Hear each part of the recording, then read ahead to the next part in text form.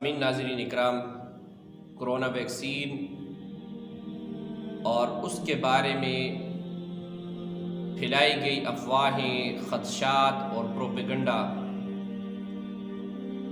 اس حوالے سے میں نے اپنی ذمہ داری سمجھا کہ اپنے سامعین کی رہنمائی کی جائے کہ یہ افواہیں، یہ پروپیگنڈا، یہ خدشات،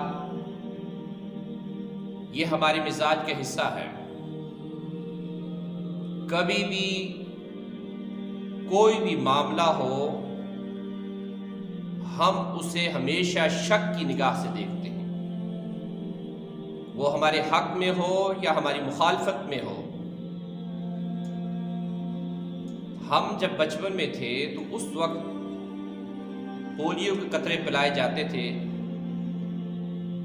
تو جو بڑے تھے وہ یہ کہتے تھے کہ یہ ہماری آنے والی نسل کو نامرد بنانے کی، ان سے جنسی صلاحیت کو ختم کرنے کی یہ سازش کی جا رہی ہے۔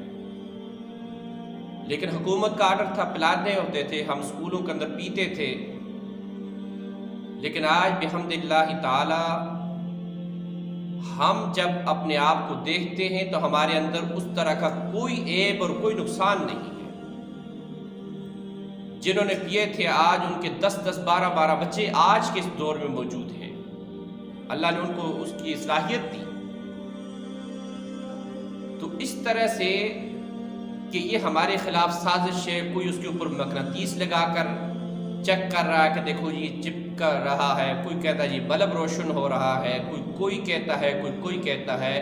ایک بات یاد رکھیے گا، اگر آپ کرونا ویکسین کو استعمال نہیں کرتے نہ کریں، لیکن اگر ہمارا دشمن ہمیں اور ہمارے خلاف اگر کوئی سازش کرنا چاہے گا تو وہ کرونا ویکسین کے علاوہ بھی بہت ساری چیزوں میں کر سکتا ہے۔ اس لیے کہ ہم تو پیناڈول کے گولی تک تیار نہیں کر پا رہے، ہمیں تو A to Z ہر چیز بیرونی دنیا سے تیار چاہیے، ہر چیز وہاں سے بنا کر ہمیں حاصل کرنی ہوتی ہے۔ تو اگر انہوں نے سازش کرنی ہے تو وہ اس طرح بھی کر سکتے ہیں۔ اور دوسری بات یہ ہے کہ ہمارے پاس صلاحیت کیا ہے، ہم کن صلاحیتوں کے مالک ہیں جو وہ ہم سے حاصل کرنا چاہتا ہے، سلب کرنا چاہتا ہے۔ کیا صلاحیتیں ہیں؟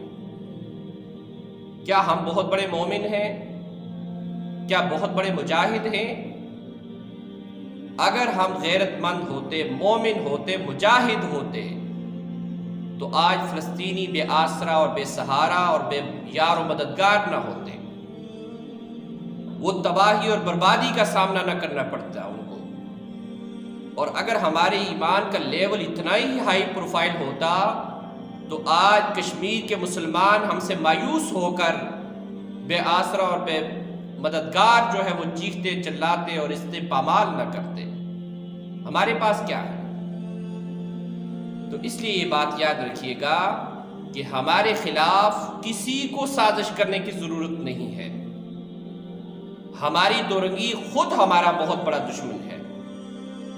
ہم ایمان کا دعویٰ کرتے ہیں، غیرت کا دعویٰ کرتے ہیں اور اپنے آپ کو ایک بہترین مسلمان پیش کرنے کا دعویٰ کرتے ہیں، لیکن کردار ہمارا اس کا برعکس ہے۔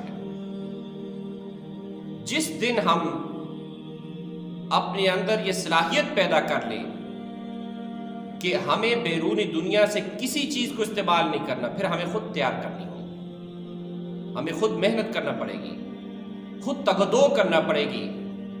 لیکن اس حال کے اندر ہم اس محنت کے لیے اور اس تگدو کے لیے ہم بالکل تیار نہیں ہیں، اس لیے کہ ہم ایک سست ترین قوم ہیں۔